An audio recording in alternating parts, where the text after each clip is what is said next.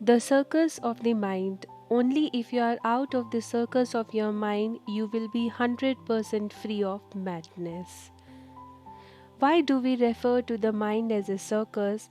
A circus is not a mess. A circus is a very coordinated activity deliberately made to look like a mess. On one level, it is a mess, but on another, it is a highly coordinated activity. If you look at the way neurons are firing in the brain, there is a tremendous sense of cohesiveness in this activity. It is that cohesiveness which is translating into the functioning of the body. A billion things are happening in this body right now simply because there is an extremely well coordinated play and dance of neurons in the brain. But unfortunately, in most people's experience, the mind has become a mess. It is like a circus, and both aspects of a circus are there.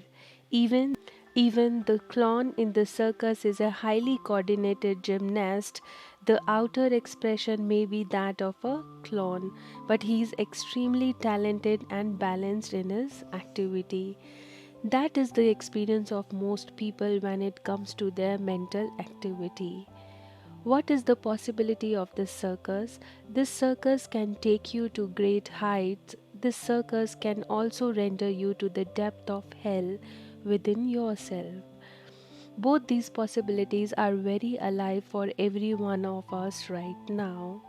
The whole thing is a question of how we conduct this circus and how much of it we take charge of.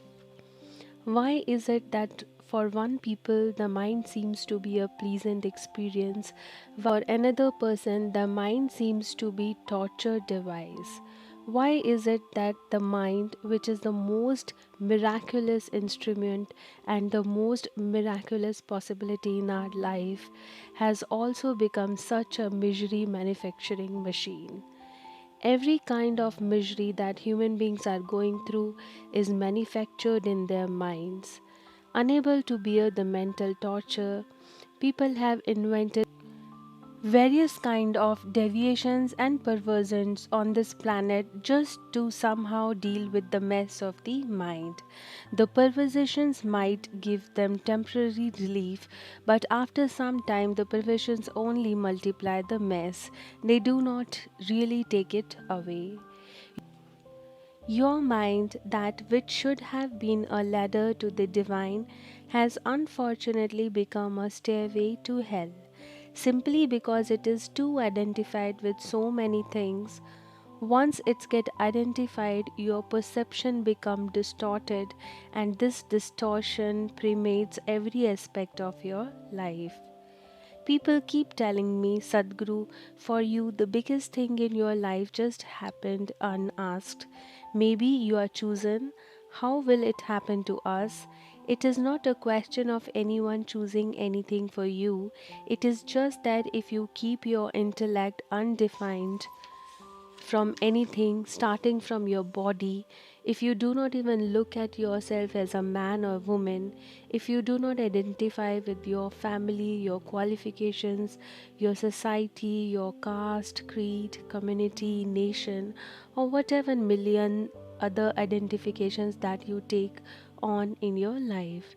Every human being will naturally lead himself to his ultimate nature. If we have to experience the circus of the mind as a miraculous coordinated activity rather than as a mess, the most important and crucial thing is that your intellect is not identified with anything. There is no other way. The intellect is like a scalpel which is constantly cutting through everything. Your ability is discriminate between one thing and the other is purely because of your intellect. You can make a distinctions between the floor and the chair only because your intellect is functioning. You know that you must come through the door, not through the wall, only because your intellect is functioning. Without the activity of the intellect, you cannot discriminate. If a knife has to cut through anything effortlessly and well, it is extremely important that whatever it cuts through does not stick to it. If the residue keeps sticking to the knife, after some time this knife becomes useless. Some of you must have experienced in your kitchens when you cut an onion with a knife, then cut mangoes and apple, everything tastes like an onion. Once the residue of what you cut through sticks to the knife in many ways, that knife becomes more of nuisance than a help. Or, in other words, once your intellect identifies that something or the other, it gets changed with the identification. Once this happens, you have a complete distorted experience of the mind. Once your intellect gets identified with something, then you get all messed up. This identity is not on one level, it is on many levels. Because of this complex system of identifications, you are in a complex mess. I must share this with you. I hope it is received with the necessary understanding because this is about a certain moment of intimacy. I grew up in such a way that right from my childhood, I could remember things that happened when I was just 2 or 3 months of age. It just did not allow me to be like a normal child. I thought like an adult. Because of me, no one could take me on their lap or fondle me or carry me. Even though my brother and sisters who are older than me were used to being carried and fondled. Somehow it was difficult to do those things to me. I always preferred to walk alone and do my own things. My mother was a very devout and dedicated woman. For her, whole life was her husband and 4 children. She never thought about herself, she just gave her life to us, so there was no need for her to ever express I love you or anything. Such a thing was never expected. Whether she loved us or not was never a question that occurred in anyone's mind because her whole life was for us. I developed a kind of relationship with her where, though I was the youngest in the child, I was like her elder brother in many ways. She should share things with me that she would not share with anyone else. And when I took advantage of that, I joked. She would always say, "Oh, why I am sharing this with you?" On a certain day when I was just 14 years of age, because of some interaction, somehow she grew a little tender and expressed her love to me. She was not necessarily saying, "I love you," but somehow she expressed it. For me, it was a very matter of fact. I just asked her, if I was born in the next house, would you still feel like this about me? It hurt her very much. She broke down and went away. I did not intend to hurt her. I just asked a simple question. These questions were constantly going on in me about everything, not just about one thing. And after some time, she came, tears still in her eyes, fell at my feet, and went away. I felt that was good for her. Some kind of realization happened within her. I am saying this because our ways of thinking and feeling are so deeply identified with things we are associated with our body, our parentage, our children, our wife, our husband, our home, with just about anything and everything. My grandfather used to always eat from a gold rimmed plate. He was a rich and very proud man. Even when he travelled, another gold plate had to travel with him. Suppose the plate was not there, he just would not eat. The same damn food, which is the problem whether you eat from a gold plate or a steel plate. Okay, so you want to do things in a style, but the identification with something as simple as that is so deep that if you ate from another plate, he would become sick. His stomach would be disturbed. Your identifications are so very deep with big things and small things. Once you are identified like this, your mind is a mess of circus. It will never rise to any great peak, it will just be a mess. Once you are very deeply identified, it is better not to insert the circus by calling your mind a circus. It is more a mental diarrhea because it is just going on non-stop endlessly. This can't be stopped with a pill. People have tried drinking, drugs and all kind of thing, but it cannot be stopped that way. Only when you get disidentified, when you are able to be involved but not entangled, only then it can be stopped. Your mind need not to be controlled, your mind need to be liberated. Mind is not a cap on life, mind is a way to liberate life. Nowadays, everywhere you go, people are saying you must control the mind. Your mind does not need to be controlled, your mind needs to be liberated. But unfortunately, people always think of controlling the mind. People are talking about wanting to be no mind. It is a very misunderstood concept. It took millions of years to evolve this mind. Why do you want to become no mind now? It is simply because you are not able to handle the torture of your mind. Was ecstasy, if your mind was the meaning to your blissfulness, would you want to become a no mind? Only because it has become a mess and you are seeing it as a barrier, not a stepping stone. You want to become a no mind. Mind is not a barrier, it is a tremendous possibility. It is because we are trying to go about handling the mind without addressing and understanding its fundamental nature. That's this problem has happened. Morality is the major problem. One of the biggest problem is right from one's childhood. What is right, what is wrong has been imposed on the mind. People have taught you what is good, what is bad, but good and bad are very, very strong points of identity. You naturally get identified with whatever you consider good, and you are naturally repelled from whatever you considered bad. Having an aversion to something that an attraction towards something else is the basic of identification. Whatever you are averse to dominate your mind, the nature of your mind is such that if you say I do not want something, only that thing keeps happening in your mind. This is not subtraction or division in the mind. This is only addition and multiplication. You cannot take away things by force from the mind. This does not need any enlightenment to be understood. If you just close your eyes for a minute and look at it, you see that you cannot do anything by force in the mind. If someone tells you this is a good and that is evil, but you do not think about the evil, this is a full time job. Nothing else but that will be going on in the mind.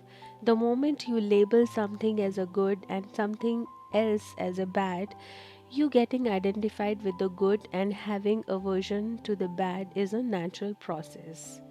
It is because people realize that identification is causing so much trouble that they immediately started giving up a entry dot detachment. The moment you detach yourself, your ability to experience life is also gone. Where there is no involvement, there is no life. Life cannot be experienced unless there is involvement. The deeper the involvement, the deeper the experience of life. However small the event may be, however small a piece of life may be, if you are deeply involved, it is a great experience for you. Nothing dramatic or spectacular need to happen in your life. If you are deeply involved with the simplest aspect of your life, you will see every aspect of your life is spectacular. But why is so much detachment being taught everywhere? It is because of the fear of entanglement. It is from this fear that detachment is always being propagated. If you detach yourself from life, you're avoiding life. You are here to experience life, not to avoid it. Can you experience life unless you are involved? No. But right now there is a fear of entanglement. If I involve myself, maybe I will get entangled. Entanglement has happened because of the discriminatory nature of your involvement. Your involvement is coming from a certain identifications. I am not involved with this person because this is my wife, this is my husband, this is my child, this is my home. It is the identification which is causing entanglement, not the involvement. If your involvement is beyond your identification, you will see that involvement brings absolute joy to life. If your involvement is indiscriminate, you would simply be involved with all life around you in just the same way, with the very air that you breathe, with the very land that you stand on. Involvement enhances life in a tremendous way. If life is not enhanced within you, all the higher possibility of life will also never happen to you. In the process of becoming spiritual or trying to be spiritual, a lot of people have become like goats. Because if you practice how not to be involved with life, you will slowly become more lifeless. You become less of life as days go by. Too much of mind, very little of life. As life resides in you, you will see nothing fantastic can ever happen. Only if life is happening within can it carry you to higher possibilities. Yes. Your aliveness is going down because you are committing suicide in installments. Involvements need not necessarily mean that you have to go and do something. You can just look at people and be involved. You can look at the sky and be involved. You can look at every life and be involved. You can close your eyes and still be involved. Involvement is not an act, it is certainly willingness towards life. You have become willing to the process of life. If you get identified, you are becoming unwilling to the process of life. You are only willing in selection, you are not willing with the rest of life. It is this unwillingness which is scaling down the aliveness in a human being. Just look at yourself and see when you were 5 years of age how alive you were, and today how alive you are. Your aliveness has gone down, hasn't it? Really gone down. With age, our physical capabilities may go down, but aliveness need not go down. Even if you're 100 years old, you can be as alive as a child. Your aliveness is going down because you are committing suicide in installments by becoming selective in your involvements. Whatever you do willingly, that is your heaven. Whatever you do unwillingly, that is your hell. What is considered so beautiful can become so horrible. What is great love affair became a rape of it happens to you when you are unwilling. The difference is just willingness and unwillingness. If you take away the willingness, the process of life naturally becomes a suffering. Whether your mind is a misery or your mind is a miracle simply depends on whether you are allowing life to happen to you absolutely willing or unwillingly. Is your life a love affair or is your life just raping you? That is the question. If you are if your life has become a love affair, then life is blissfulness and the mind too is blissfulness. If the circus of the mind has to become a symphony and rise to its, you cannot be selectively involved. In the circus, the trapeze bar, the trapeze ropes are always tied in such a way that trapeze artist will get to reach each other only if they go full swing. If any one of them is a little unwilling, the circus will collapse. They must go all out. Otherwise, it cannot happen in a beautiful way. That is so with you also. Are you going all out with life? If you are going all out, then itself will settle the mind. The passion which will you look at your lover and your child with the same passion look at the sky, trees, earth, anything. If you have the same passion and involved with every aspect of your life, the mind is not a misery. It is a beautiful circus. Circus is not a negative word. A circus is a hugely coordinated symphony of actions, and that is how the brain is functioning. The accumulated mass of information is what we generally refer to as the mind, and it actively comes from that very information. This information has a basis beyond your birth. From the moment you were born to this moment, everything that you have seen, heard, smelled, tasted, touched, everything that you have perceived through the five sense organs is recorded in your mind. Whether you consciously record this, whether it happened in wakefulness or sleep, it is still recorded. This can be very easily checked. Suppose you have a fast asleep and someone says something to you. If we do certain process, you will see that what you heard in the sleep is still there and you can very easily repeat it. These things have been done as experiment in hypnotized condition, but in the yogic system we have always been aware of this. In India we always knew that the best time to put the best input in a human being is when he is in the mother's womb. So elaborate care was taken about how a pregnant woman should be, in what kind of atmosphere she should be, under what kind of influence she should and should not come. She was not even allowed to meet certain people, only those people who were most loving, wise, intelligent were allowed to meet her. She was not exposed to any kind of negative emotions or negative situation, because that is the time when you can teach the child which is in deep sleep and just forming, because there is such a sense of deep sleep. It is very easy to teach. When a person is awake, there are any number of distractions. While you are being taught, you are aware of the body, you are scratching your body, looking around and doing this and that. When you are asleep, all things are absent, your absorption is absolute. Everything that you have heard, seen, smelled, tasted, and touched in wakefulness or sleep is recorded. This information is there.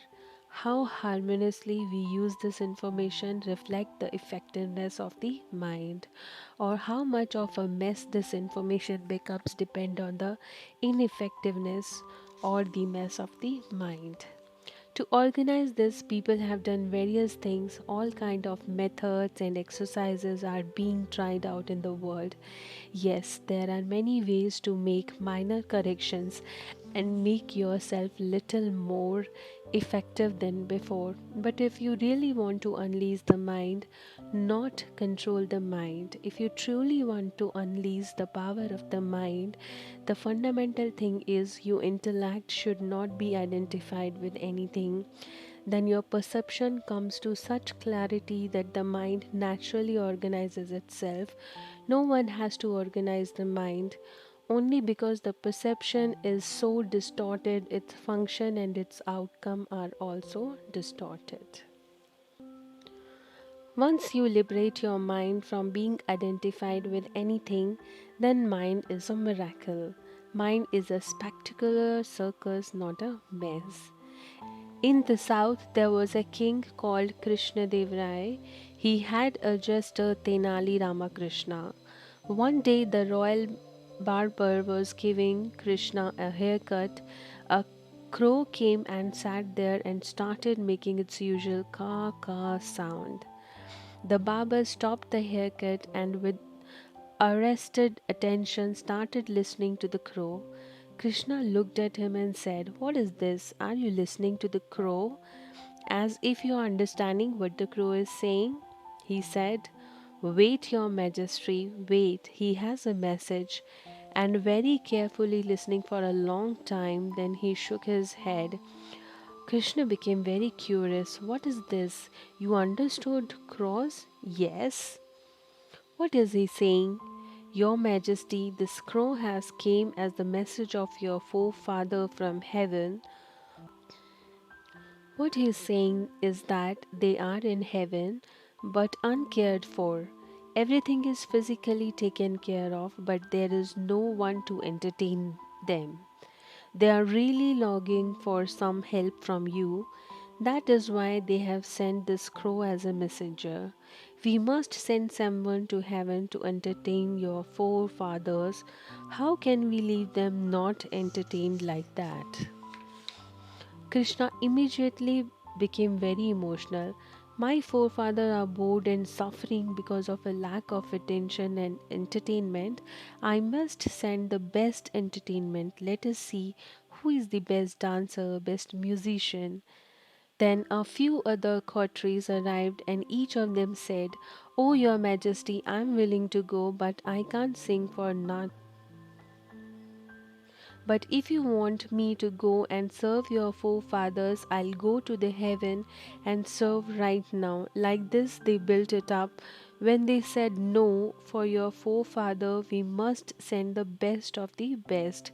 How can we send a musician? How long can he entertain them? If they hear them for 2 days, they will be finished with him. If you send a dancer, how long will she entertain them? If you see for a few days, you are done. We must send someone who can keep them continuously entertained. Who better than Tenali Ramakrishna? He can keep your forefather entertained forever because he is so ingenious. He is the best person. Krishna also agreed that there was no one like Tenali Ramakrishna. He is the best entertainer. I would not like to part with him, but my forefathers. He was feeling very emotional. He said, "Yes, we will send Tenali Ramakrishna." Tenali Ramakrishna was called and he heard the story of how he should go to heaven to serve the forefathers. Immediately he put on the some act. "Oh, your Majesty, I am more than willing. This is such an honor. I am going. I know the whole process of how to go." The barber had also received instructions on how to send the men to heaven. The crow had instructed him. The barber said, "You must make the man sit facing south, and then you must get lots of sandalwood, kapoor, ghee. The heap should arise well above full grown elephant. It should be only sandalwood, pure ghee, and kapoor. Keep the man inside this whole heap and then set fire to it. This fire should burn for a minimum of 3 days, and then the man will evaporate and go to heaven and serve the forefathers." Tenali Ramakrishna said, "This is the correct method. This is the best way. I will go and serve your forefathers. But let me make the preparation. I want to purify my body, my mind, everything before I go there. I want to take off all the dosha in me. Give me just 30 days' time." A grand site was prepared. Tenali Ramakrishna personally went and supervised the whole process and set up the whole thing with him trusted labor. Krishna was moved by Tenali Rama's dedication towards his forefather and his willingness to go to heaven. The appointed day came, and Tenali Rama went into a haystack first. Over the haystack, this whole hill of wood, ghee, kapoor was built and set on fire. It was kept burning for 3 days. After 3 days, nothing but ashes were left. Tenali Ramakrishna had disappeared. Many months passed. Krishna wondered what was happening to his forefather because the damn crow did not come again to tell them what was happening. Every day when the crow came, he asked the barber what he's saying, but the barber said, "This is not that crow. This is just an ordinary crow, not the messenger crow." After 8 months, one day when Krishna was in the full assembly of the court, Tenali Rama arrived with long hair and a long beard. He bowed down to Krishna. Krishna Dev was overjoyed that Tenali Rama had come back from heaven and said, "What is happening? Are my forefathers well? Did you keep them happy?" "I kept them very happy. They have been splitting their sides with my jokes. They are really enjoying everything. It is just that they have one problem, Your Majesty." "What is that?" Tenali Rama Krishna said. "There are no barbers in heaven. Look at me, even I could not have a shave. And for your forefather, it has been so many years that they are tripping over their own braids. It has become so difficult that they are carrying long beard around their neck and are really having a problem. They need a good barber. We must send them the best barber in the land." "Of course, the best one is the royal one." Krishna immediately said, "I will send my personal barber." The barber quacked. He fell at Krishna's feet and admitted everything. Once you are identified with something, your perception gets so distorted. From the day you were born, to increase your identity with your family, your parents have been campaigning that you believe to them. To increase your loyalty to your community, caste, creed, and religion, and other people have been campaigning to increase your loyalty to your country. Some other people are campaigning on different levels. People are constantly campaigning to ensure that you are deeply identified with something so that you will serve those purposes. I want you to know a campaign can be run to make you believe just about anything. If we campaign hard enough, we can make just worship anything, hate anything, love anything, give up your life for anything. We just have to work on your identifications, how strong your identity is, and how far you are willing to go. People get so identified because of their campaigns, and everything gets distorted. No one wants you to liberate human being because they are afraid of freedom. They believe that if someone is free, he may do irresponsible things. If someone is truly free, why would he do anything irresponsible or harmful? Someone does irresponsible things only because he is not free. He is not free in his mind. He is too identified with himself and nothing else. That is why he can harm somebody else. If he is not identified even within himself, no harm can come out of such a human being. It is this distinction which has unfortunately become misperception and non-attached or detachment. Detachment does not mean that you detach yourself from your family or the people and life around you. Detaching yourself, your family is very easy. When they become inconvenient, you can detach yourself.